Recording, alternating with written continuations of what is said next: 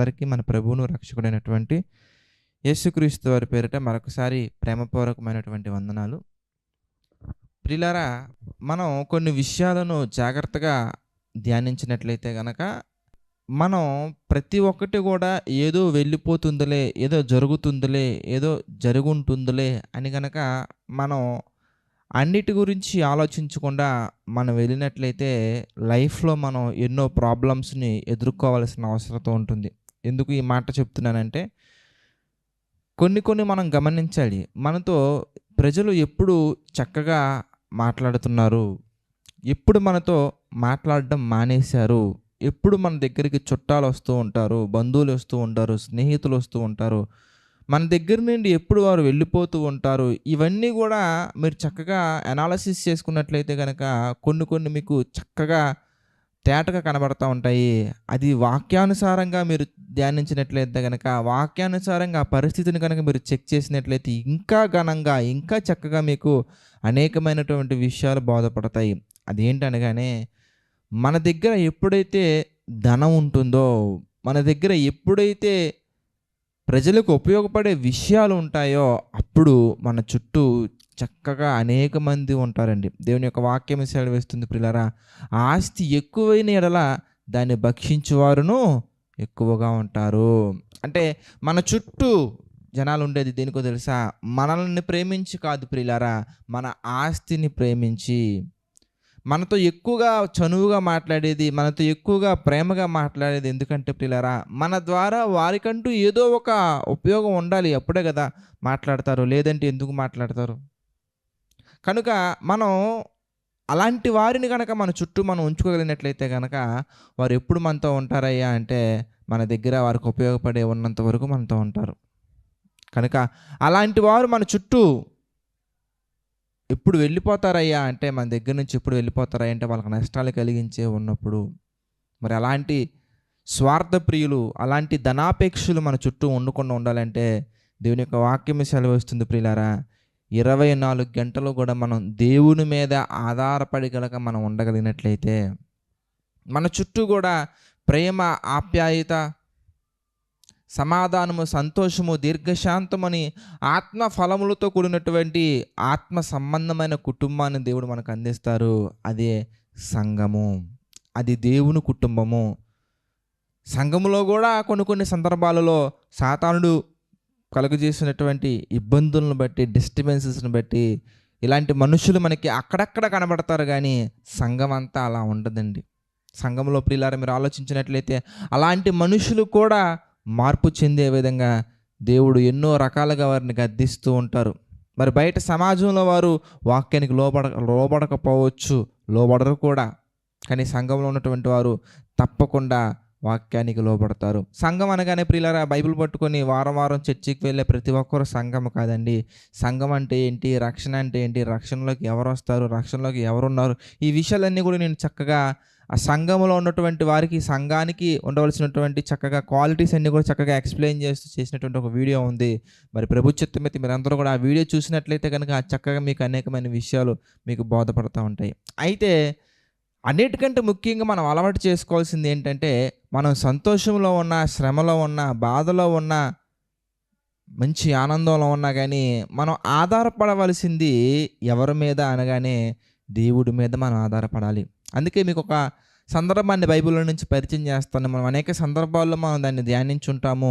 అనేక సందర్భాలలో కూడా పాట రూపంలో కూడా మనం పాడి దేవుణ్ణి మహిమపరుచుంటాము. కానీ ఈ సందర్భంలో ఒకసారి మనం జ్ఞాపకం చేసుకున్నట్లయితే కనుక, ఈ ఉదయకాల సమయంలో మనందరం కూడా జ్ఞాపకం చేసుకోవాల్సింది, మన మనస్సులో బలంగా ఆ విషయాన్ని పాతుకుపోయే విధంగా మనం ఎప్పుడు స్ట్రాంగ్గా మనం దాన్ని ఉంచుకోవాల్సినటువంటి విషయం ఏంటంటే, 103వ కీర్తన మనం చూద్దాం.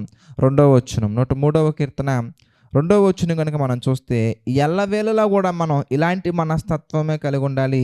ఇలాంటి మనసే మనం కలిగి ఉన్నట్లయితే దేవుడు మనల్ని ఎలాంటి పరిస్థితుల్లో కూడా విడిచిపెట్టకుండా, ఎలాంటి పరిస్థితుల్లో కూడా ఆయన మనల్ని విడవకుండా, ఎడబాయకుండా మనతోనే ఉంటారు. అదేంటంటే 2వ వచనం మనం చూద్దాం. నా ప్రాణమా, మనం మొట్టమొదటిగా ఈ విషయాన్ని ఎవరికి చెప్పాలి?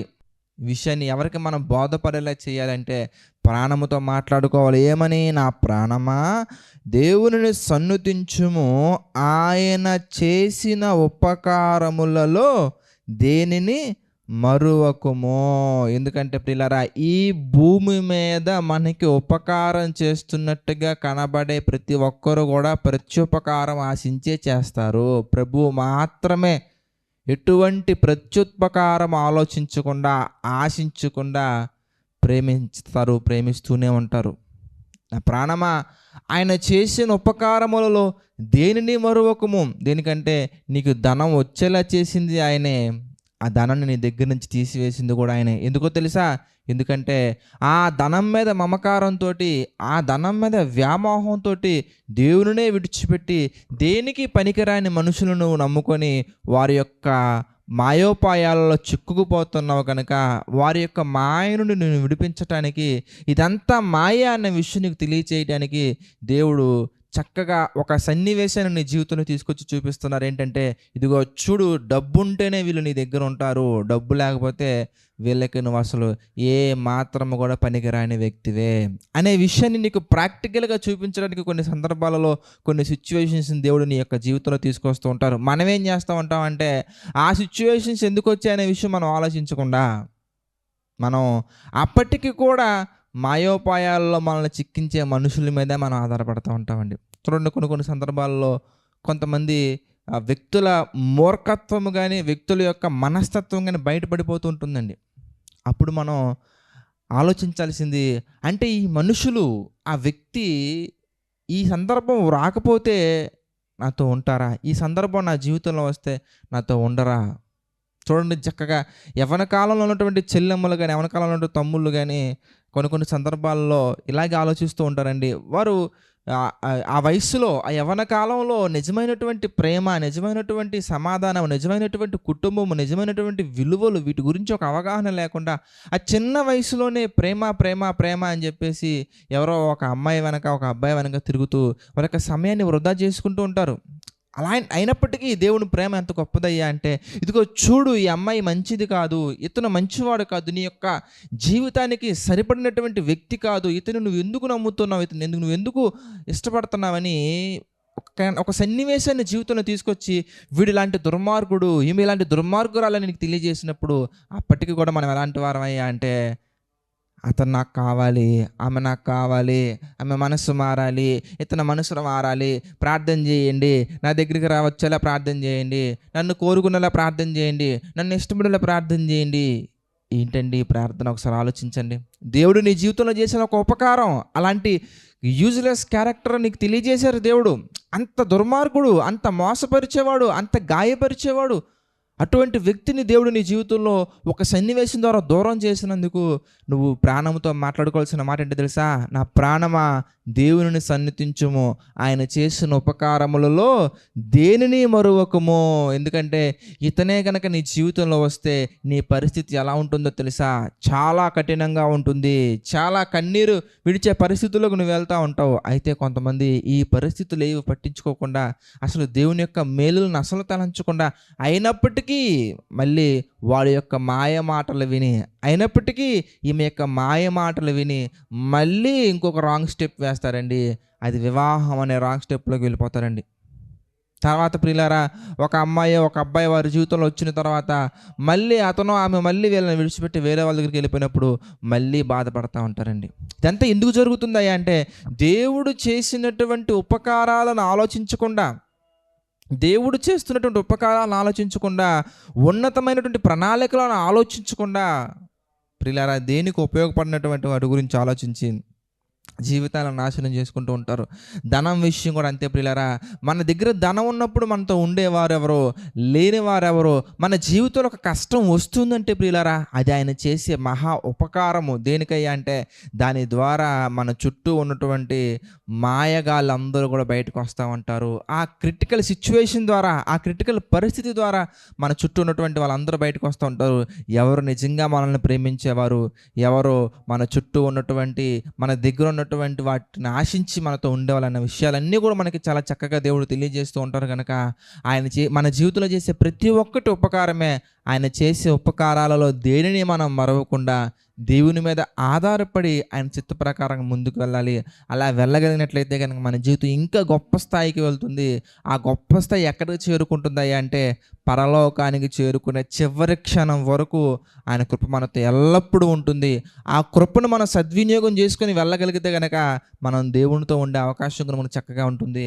ఆ కృపను దుర్వినియోగం చేసుకుంటే కనుక ప్రియులారా మన జీవితంలో ఎన్నో ప్రమాదాలు, ఎన్నో నష్టాలు, ఎన్నో అపాయాలు మనకి చేకూరుతూ ఉంటాయి కనుక ప్రతి ఒక్కరు కూడా ఈ విషయాన్ని దృష్టిలో ఉంచుకొని మన ప్రాణాన్ని మనమే ఓదార్చుకోవాలి, మన ప్రాణాన్ని మనమే బలపరుచుకోవాలి. ఏమనో తెలుసా, ఆయన చేసిన ఉపకారములలో దేనిని మరొకము. కనుక ప్రతి ఒక్కరూ కూడా ఈ విషయాన్ని దృష్టిలో ఉంచుకొని దేవుని చిత్త ప్రకారం నడుచుకుంటారని మనస్ఫూర్తిగా ఆశిస్తున్నాను. ప్రార్థన చేసుకుందామండి. ప్రార్థన. ప్రేమగల తండ్రి, దయగల దేవ, పరిశుద్ధ మహోన్నతుడ తండ్రి, గడిచిన కాలమంతా కూడా మీ కృపలో నడిపించారు, మీ కృపలో సహాయం చేశారు తండ్రి. అందును బట్టి మీకే మహిమ, ఘనత, ప్రభావాలు చెల్లించుకున్నాము దేవా. తండ్రి సహాయం చేశారు, నడిపించారు తండ్రి. ప్రభా మీ యొక్క మాటలు ధ్యానించడానికి తండ్రి కృపను చూపించారు, మీ కృపలో బలపట్టడానికి తండ్రి సహాయం చేశారు తండ్రి. మీ చిత్తమైతే ఇంకా ఎన్నో గొప్ప విషయాలు ప్రభా ధ్యానించుటకు మాకు సహాయం చేయండి ప్రభా. తండ్రి ఆర్థిక, ఆరోగ్య, మానసిక సమస్యలలో కృంగిన ప్రతి ఒక్కరి నిమిత్తం ప్రార్థిస్తున్నాను తండ్రి. ప్రభా ప్రతి ఒక్కరిని మీరు పేరుగా జ్ఞాపకం చేసుకోండి, దీవించండి, ఆశీర్వదించండి తండ్రి. వారికి ఉన్నటువంటి ఈ క్రిటికల్ పరిస్థితుల నుంచి మా తండ్రి బయటకు వచ్చి మీ కృపలో ప్రభా ఉన్నతమైనటువంటి వ్యక్తులుగా మారినట్లుగా, మీ కృపలో మా తండ్రి ఉన్నతమైనటువంటి వ్యక్తులుగా బలపడినట్లుగా, దీవించబడినట్లుగా సహాయం చేయండి తండ్రి. ప్రభా ఈ పరిచర్యకు ప్రభా ఆర్థికంగా సహకారంగా నిలబడుతున్న ప్రతి ఒక్కరిని జ్ఞాపకం చేసుకుని తండ్రి, ప్రతి ఒక్కరికి మీ కృపతోడుగా ఉంచండి, నడిపించండి, సహాయం చేయండి. మీ ప్రేమలో తండ్రి బలపరచండి, వర్ధిల్ల చేయండి తండ్రి. ప్రభా మీ చిత్త ప్రకారంగా తండ్రి ఇంకా ఎన్నో కార్యక్రమాలు ప్రభా ఈ యొక్క ఆర్గనైజేషన్ ద్వారా చేయటకు సహాయం చేయండి తండ్రి. మరి ప్రభా సంపూర్ణ సేవకు వచ్చిన ప్రతి కుమారుని బట్టి, కుమార్తెను బట్టి ప్రార్థిస్తున్నాను తండ్రి. ప్రతి ఒక్కరిని మీరు దీవించండి, ఆశీర్వదించండి, బలపరచండి. ప్రభా మీ యొక్క నామానికి మహిమకరంగా ఇంకా ఎన్నో కార్యక్రమాల్లో తండ్రి మేము అందరం బలపడినట్లుగా, స్థిరపడినట్లుగా సహాయం చేయండి తండ్రి. సమస్త మహిమ, ఘనత, ప్రభావాలు మీకే చెల్లించుకుంటూ ప్రతి ఒక్కటి తండ్రి మీ చిత్త ప్రకారంగా జరిగించమని వేడుకుంటూ మా ప్రభువును రక్షకుడైనటువంటి యేసుక్రీస్తు వారి పేరిట ఈ యొక్క ప్రార్థనను అడిగి వేడుకొనుచున్నాము తండ్రి. ఆమెన్. అందరికీ వందనాలండి. God bless you all.